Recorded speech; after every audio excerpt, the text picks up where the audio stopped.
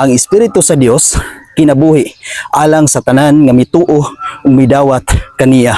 Ang Espiritu sa Dios kinabuhi alang sa tanan nga followers ni Jesus.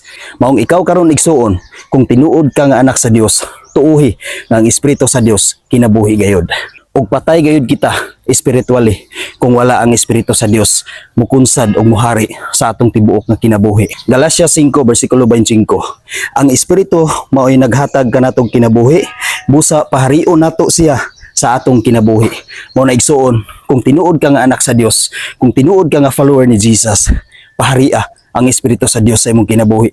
Ug kung ang Espiritu sa Dios naghari sa imong kinabuhi, mawala ang imong pagkamapaggarbuhon, pagkamasukanon o pagkamasinahon tungod kay naghari naman ang Dios sa imong kinabuhi.